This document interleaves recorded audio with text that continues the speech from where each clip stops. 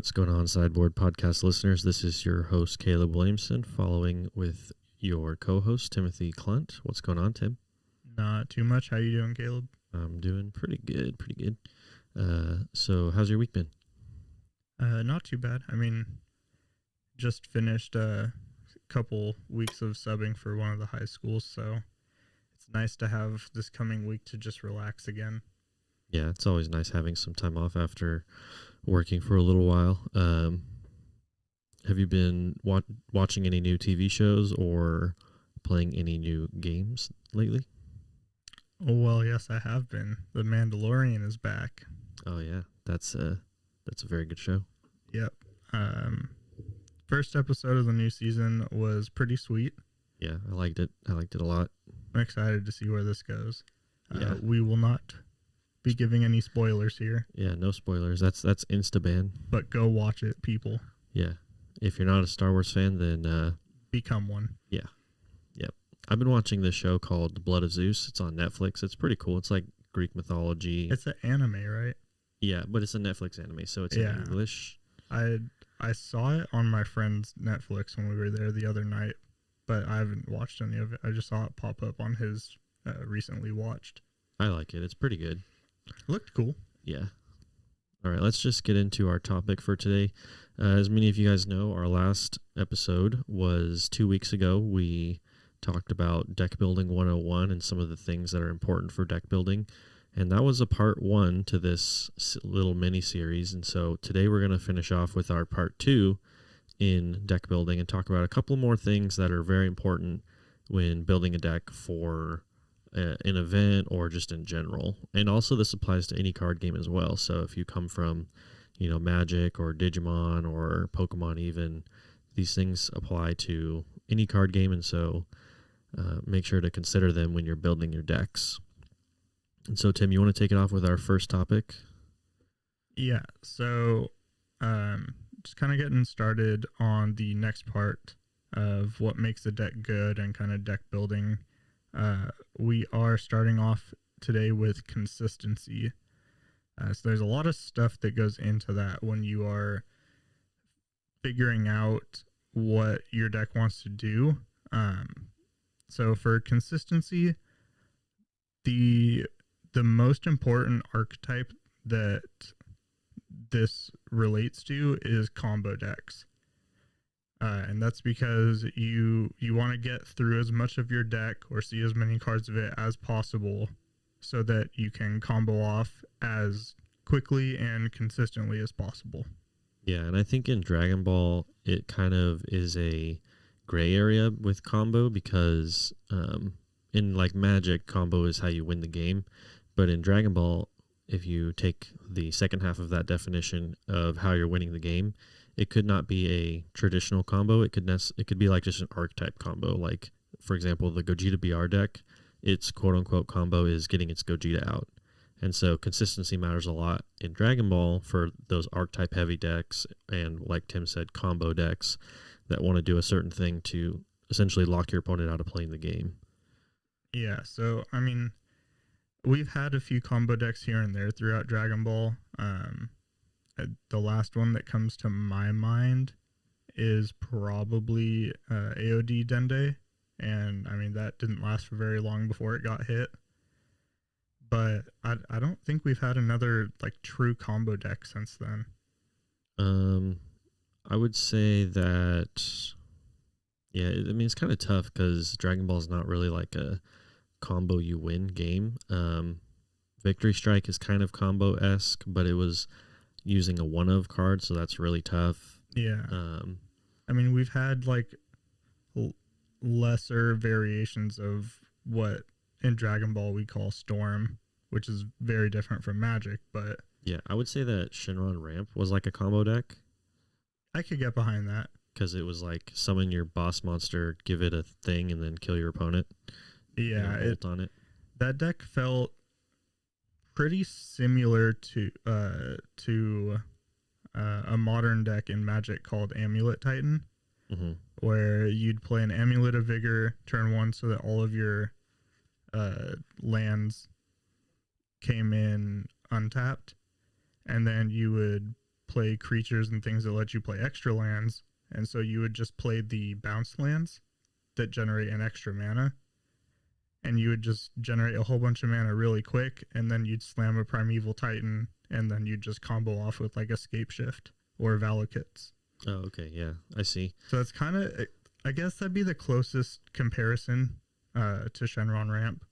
Yeah, I think nowadays it's probably something like Beerus Leader or the SS4 Vegeta Leader. They're both like these ramp decks that want to play into these big creatures, which is kind of like combo, but not really, like at its core.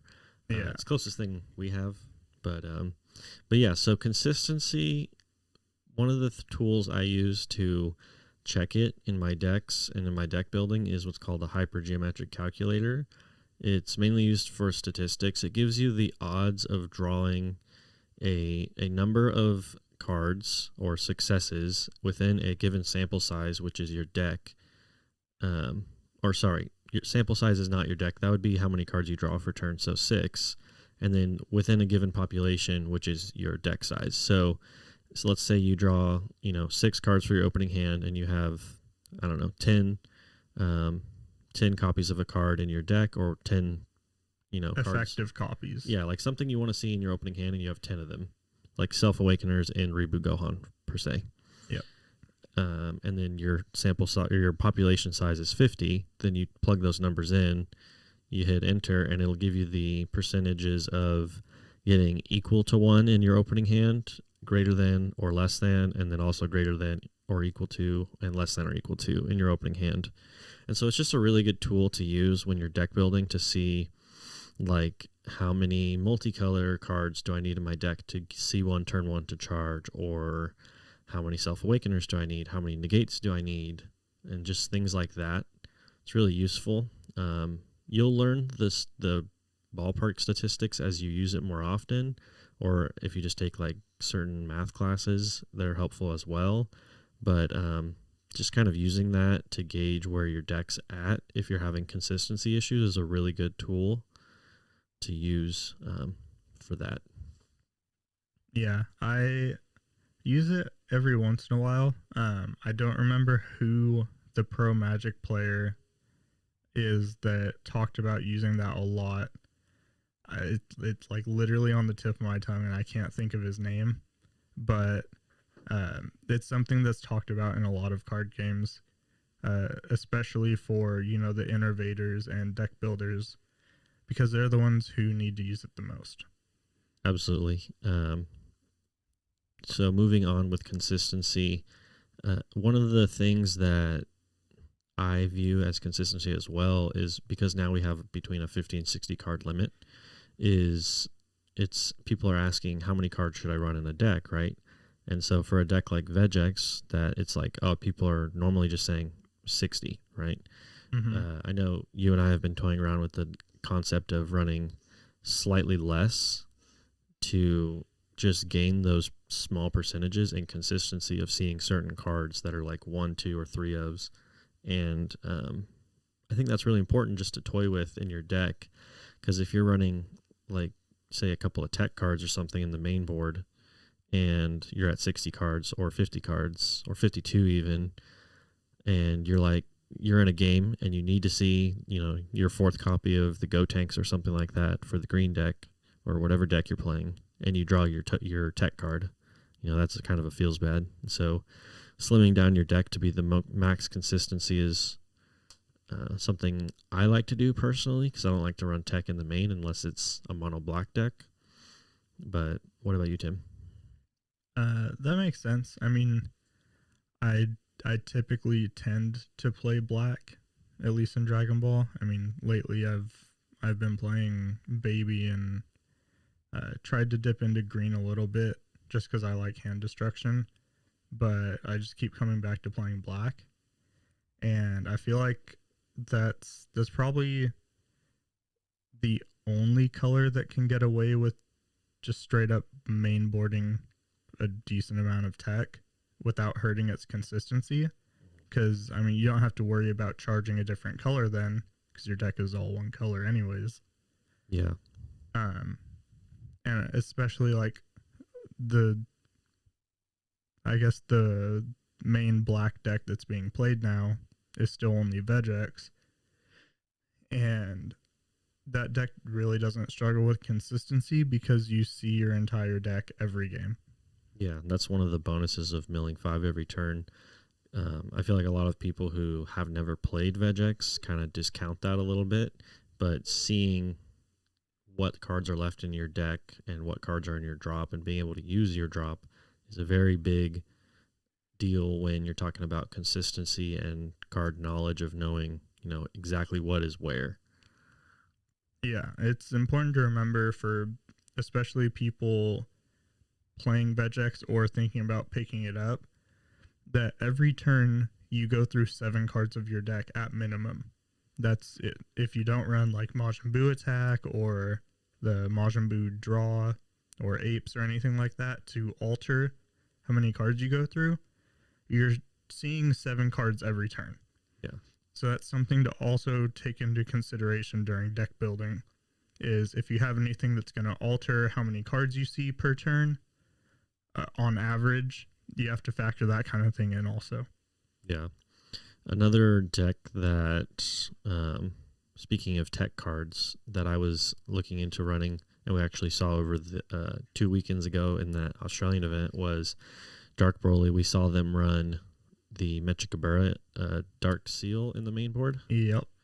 And that was pretty interesting, but like we said, it's okay to run tech cards in a above 50 card deck as well as in a mono black deck, because one of the rules I kind of live by is don't run 6 black cards in a deck if you're not mono black, because you'll just have that luck sometimes where your opening hand is all 6 black cards, and if you need to charge red turn 1 or whatever turn 1, that feels pretty bad. Yeah, I've definitely done things like that where I'll mulligan aggressively for something, and then I'll just redraw back into a color that I cannot charge in the deck, and then I'm kind of screwed for it the entire first turn, which is incredibly important in the format we're in. Oh yeah, because sometimes even a black energy or different color energy could mean a dead energy, because a lot of cards, specified and all that sort of thing. It could also mean that you're just dead. Right, yeah. Going against a deck like Reboot Gohan or something like that, you could just die. Yep. And so make sure when you guys are deck building, you're checking your consistency on cards and looking at all of your numbers and just kind of playing through the hands a few times and seeing, how often does variance hit. Variance is a really good thing to consider in card games, because we have such low sample sizes, which is the number of cards you see in any given game or hand or draw or search or whatever, that variance tends to hit a lot higher. A really good card player I know that used to play Yu-Gi-Oh back in the day and played Dragon Ball for a while but doesn't play much anymore is Chris Welch, and he used to always talk about a deck's floor and a deck's ceiling.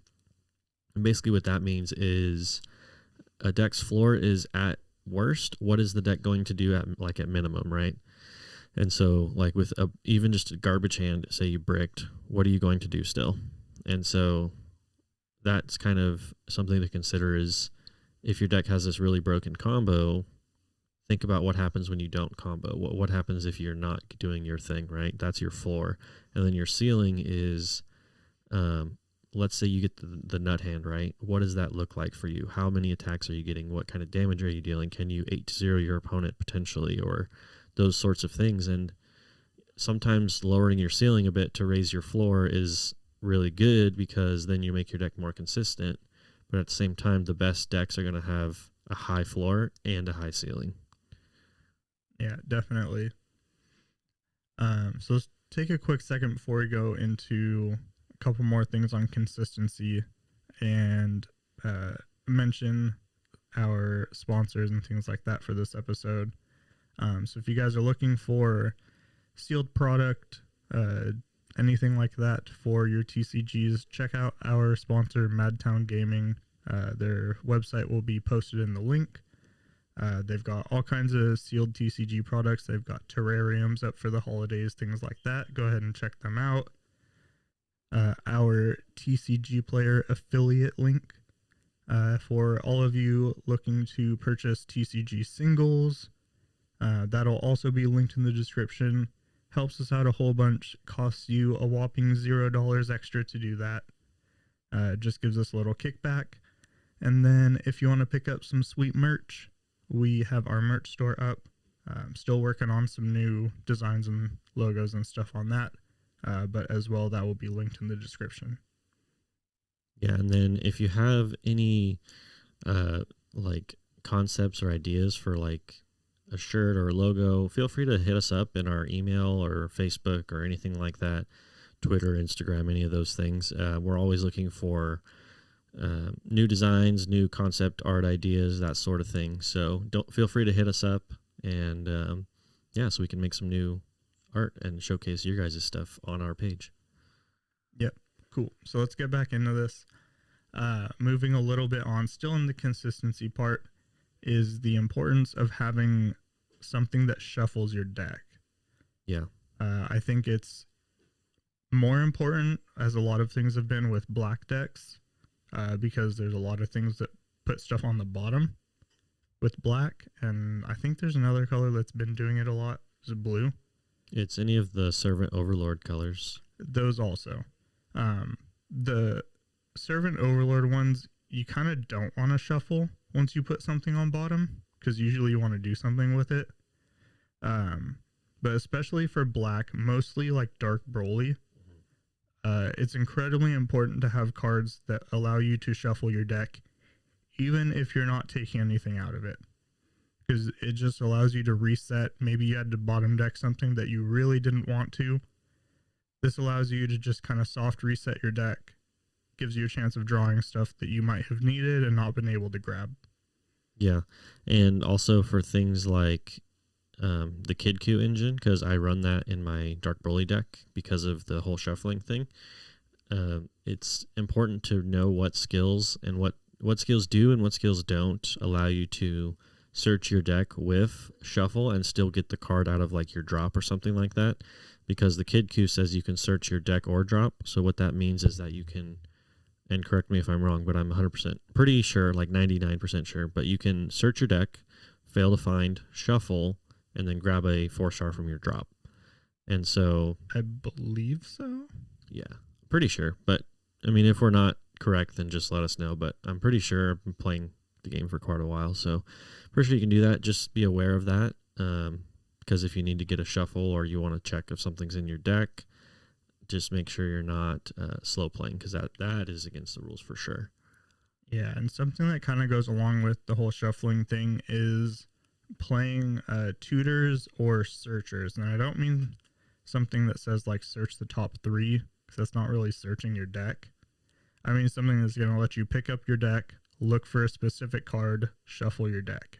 Yeah, I would say the only like top X search that it falls into the tutor or search category would be like a top 7, because that's deep enough to usually find what you're looking for. Yeah, I'd even say like at the floor of that would be 5. Yeah. So anything 5 or more is okay. Anything less than that, we don't consider it. We just consider like it as a plus if you get it. Yeah. So those allow you to do a couple of things. One, it nets even in your hand because you're losing a card to gain a card. It shuffles your deck, but it also lets you see what is available. Mm-hmm. So if you're playing a deck whose game plan is extremely reliant on your secret rare, you now get to see if that's in your life or not, which is incredibly important. Mm-hmm. It also lets you know if you're looking for, an out or like a panic button or something like that.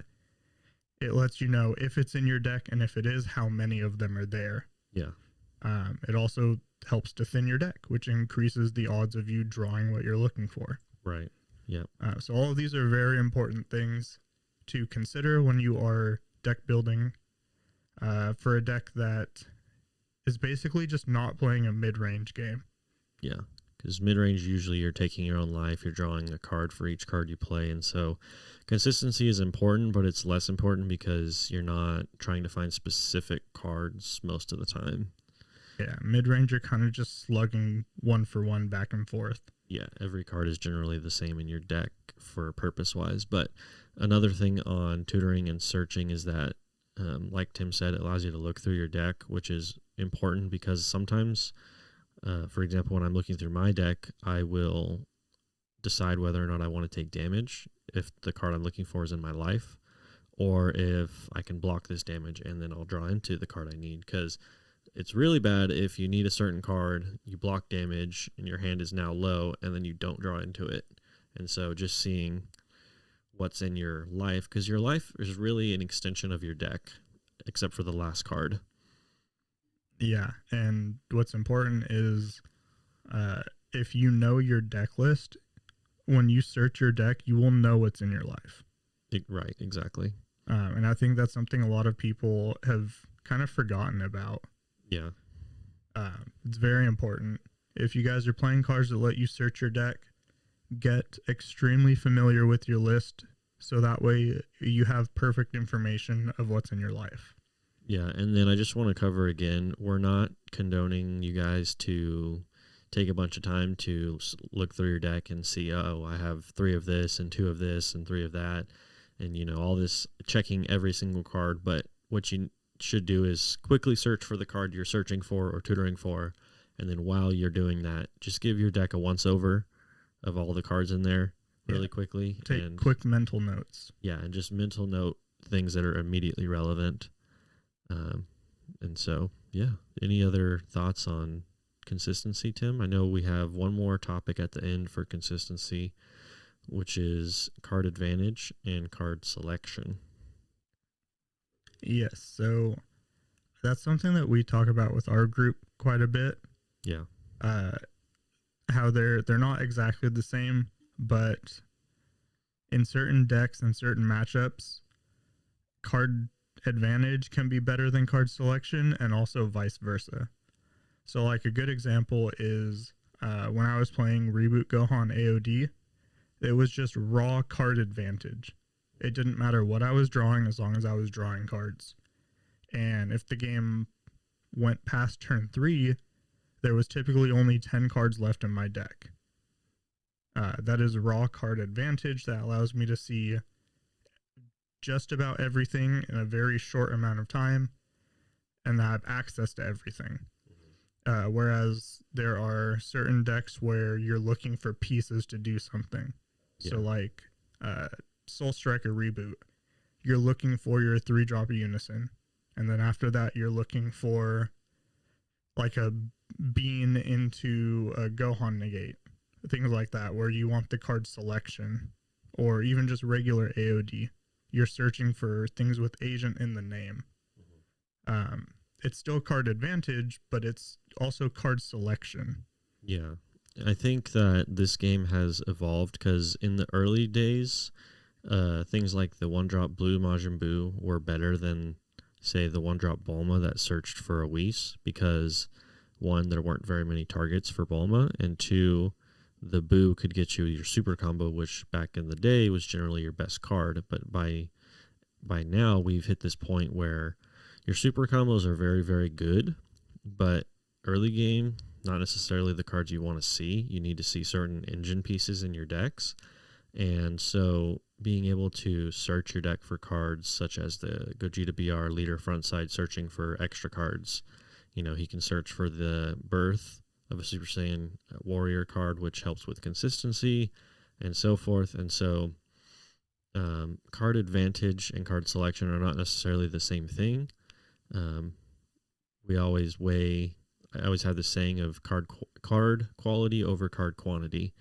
And that basically just means, like we've been saying, you know, if I have a 7-card God hand, I'm fairly certain 9 times out of 10 it'll beat your 12-card mediocre hand. Yeah.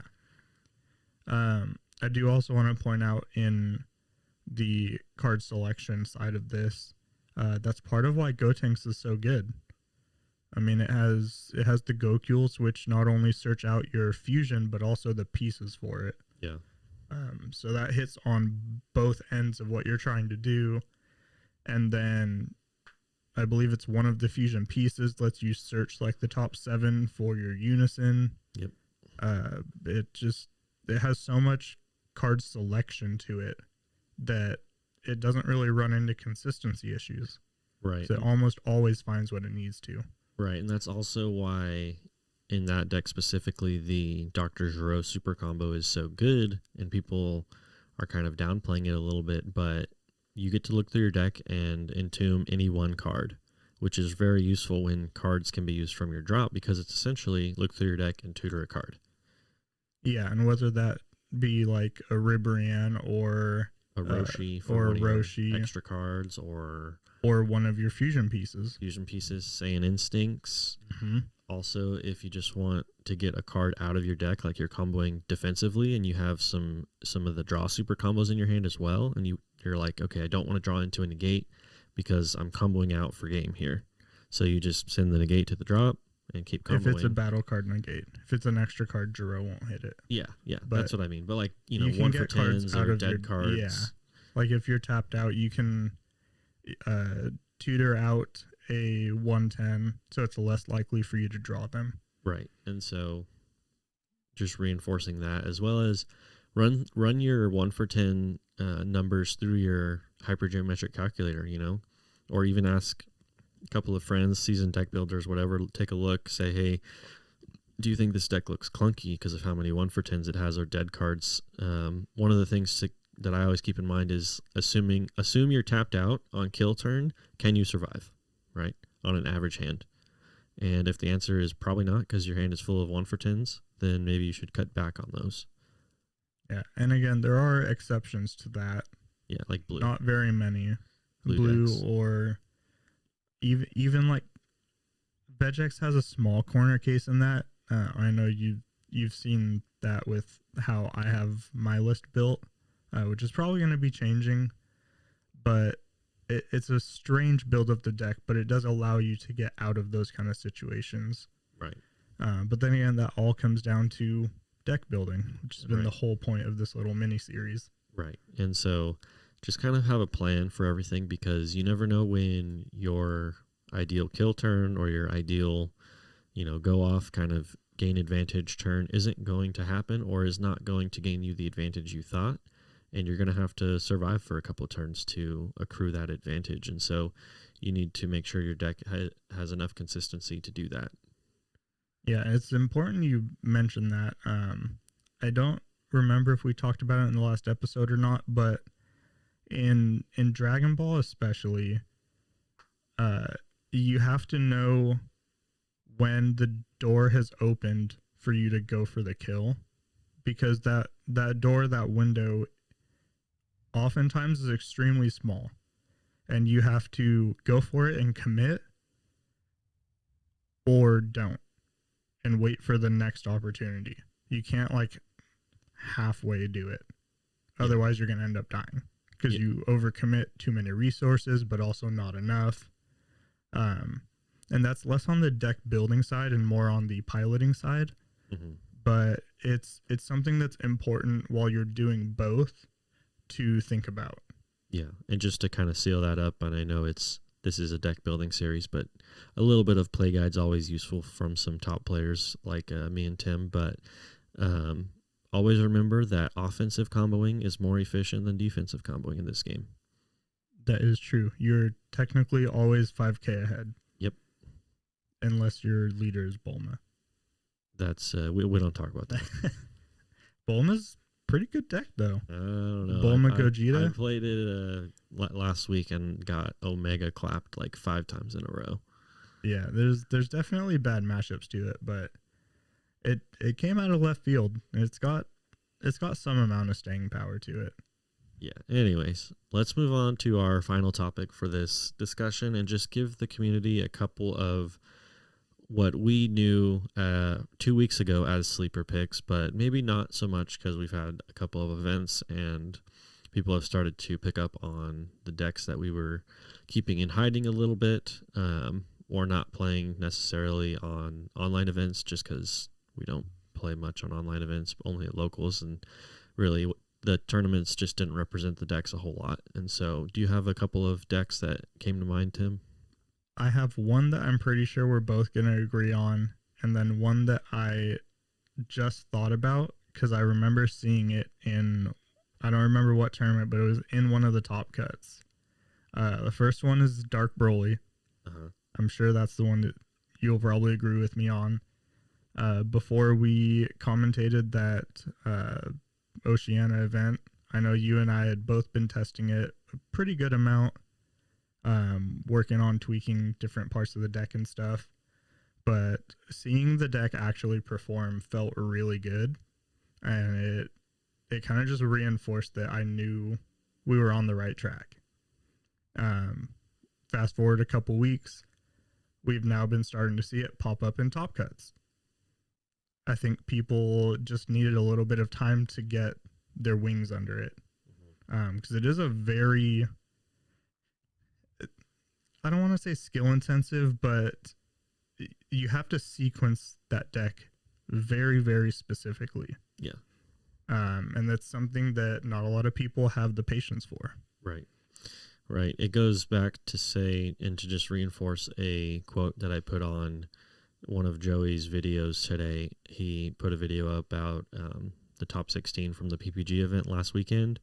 And I put a little quote from myself that said that diversity is a competitive player's nightmare, and but it is a casual player's dream. And what I meant by that was that competitive players, most of the time, want to play or invest in the deck, or we call it in business terms investing in stocks that are going to give them the most return. And so what that means in Dragon Ball is that I want to play a deck that I can play test the least amount to get the best results with.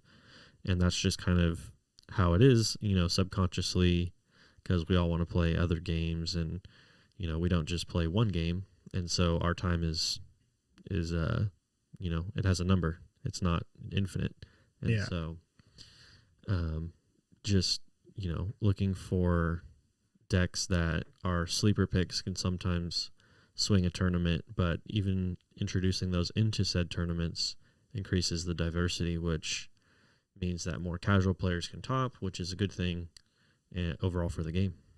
Yep, I agree with that. The second pick I would have, which I was happy to see, but also sad because I know it's going away really quickly. I saw a blue baby in one of the top cuts, and inside I was just like, yes, finally somebody took baby to an event. I feel like we haven't really seen it in any of the events, and finally we see one in a top cut. I'm sure he had some of the tournament promos because they're really good for that deck. Yeah. But even without them, the deck is still very strong, at least for the next few weeks. Yeah. I know you've been playing it, and we kind of speculated that it's going to die out once Draft Box 6 hits because of the My cycle, which is probably correct. Either it's going to die out or evolve into something else. And I think blue as a color is just going to evolve into something that Bandai had envisioned it to be. And it's kind of just a way for them to force you to play newer cards as well. But yeah, like you said, I can agree with Dark Broly. I built it. I played it first three weeks of release. Kind of got bored of it because it does have its limits. And it's kind of like the ultimate tech deck because it has its core of like 16 to 20 cards that you need to run. But then it also can run, like in my version, I run 4 Mechikabura in the main board because why not, right? It's like you're also not spending your energy to do what your deck is trying to do. So it allows you to spend energy on tech. Right, exactly. And so you can do something like turn 2, turn 3, play a Mechikabura, call one of their cards, and then swing with 3 to 4 30Ks or, stuff like that. That just allows you to get a lot of freedom and honestly matchup points with certain matchups based on your tech slots. And I think it's the one deck that allows you to have like 10 plus tech slots. Yeah, probably. So that's one of my picks. And then another one you mentioned Baby. I think was the Vegito deck, the starter deck Vegito leader. Mm-hmm. We were seeing a lot of Soul Striker, SS3, and SS4 Vegeta hype because obviously they're new, and a lot of people love Soul Striker. I remember, back in the day, people loved Soul Striker. Trey Faircloth still runs like I think he had a list for every format of Soul Striker, and it was like, I believe it. Trey, you know this deck is trash. He's like, it's fine, we'll get there.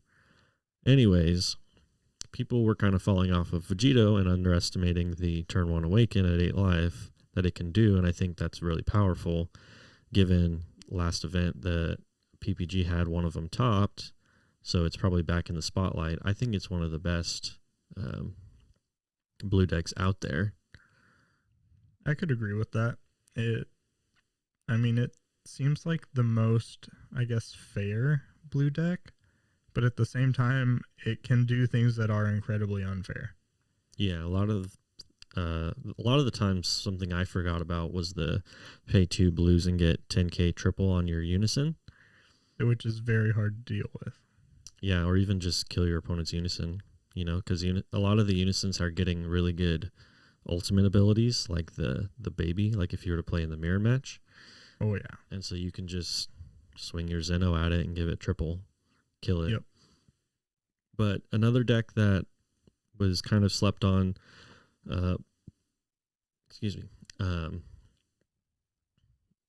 that we saw a lot of in the Oceania event, and I think it maybe wasn't necessarily slept on, but just wasn't seeing a whole lot of play, was Sen Shenron. And I still only see Sen Shenron when I close my eyes. Yeah, I think we saw about like 5 out of 6 games that we watched were all Sen Shenron. And I think we're going into a format where defense is king instead of offense. I could see that, yeah. And so Sen Shenron excels in that format because, it has blockers galore, it bloodlusts your board. Yellow has pretty much all the tools you need to deal with everything you can think of. And like we said before, the PPGG event that happened last weekend showed that Sen is also one of the top dogs out there. It just requires some people to play the decks, and I think that's fair for a lot of decks nowadays, proven by the diversity that we saw in the last weekend. Sometimes people just want to play what's new, and that's why we probably saw what we saw early in the format. Yeah, it makes sense. New set comes out, people want to play the new stuff. Give it, 2-3 weeks, the meta kind of settles, older decks creep in. It's kind of how it is with, every set release, but that happens also across like all TCGs for the most part. Yeah. It's just very, very obvious in this one. Yeah, definitely. It's like a week by week thing. What's the best week 1 deck? What's the best week 2 deck? What's the best week 3 deck? Yeah. It'd be interesting to see what ends up on top for our PPG event in 2.5 weeks, 3 weeks. Yeah, on the 21st. Yep. It is a 36 player cap, so not a huge tournament, but it's in person, so that'll be pretty nice. It's the best we got over here. Yeah, and it is a draft box 6 format, so we'll probably see a few new decks, maybe some Harudegarn or I don't know, some Demigra. I'm pretty sure someone will take. I'm putting that Demigra in my Dark Broly deck. I don't know what you're talking about. Speaking of the black cards from Draft Box 6, there were not very many, but that Toa Unison is basically a Mechikabura Unison that you can put in any deck. Because of its -4 is the same exact -4 as Mechikabura. But there's no color restriction because it's black. Interesting. That is kind of weird, though, because it would cut off your ability to use the free counterplays. That's true. But, black doesn't get them anyways. Yeah. But also, you could, have your main color of Unison and your counterplays, and then wait for your opponent to play something crazy, and then slam the Toa and -4 it.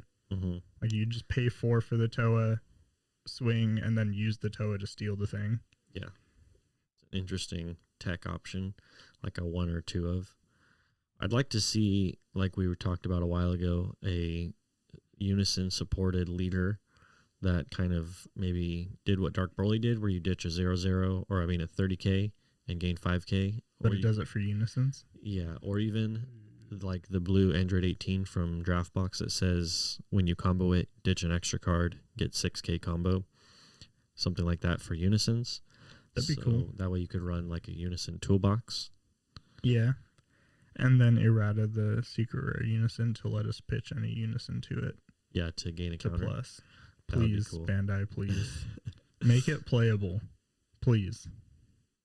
I think with Dark Broly existing, that card's just not playable because you smack it down for 3 or 4 and they're just like, all right, 30k, 30k, 30k. Yeah, it just dies. But yeah. Anyways, do you have any final thoughts for what makes a deck good or deck building or anything like that, Tim? Yeah, I would say what ultimately makes a deck good is you. That's what it's going to come down to, whether you are building it, piloting it, or both. It all comes down to you. Yeah. Time after time after time, we see content creators or top players or even casual players taking decks that they know very, very well, adding some tech for the current meta, and doing really well. And it just goes to show that deck mastery is more important than playing the best deck. And I think that with variance and consistency and all these things included, as long as your deck is consistent and has answers for your bad matchups, and you've tested those answers and made sure that they work the way you think they do, that you'll have a good chance with just about any deck that is naturally good. There are naturally bad decks. That's important for all of you to remember. And don't be ashamed of it. If you build a deck and it's bad, at least you tried. At least you tried. And have fun de-sleeving all those cards. And then putting good cards in those sleeves. Putting good cards in those sleeves. We've all been there. Yep. I was there with Freezer Prison last week. That was rough to watch. Yeah. Alrighty.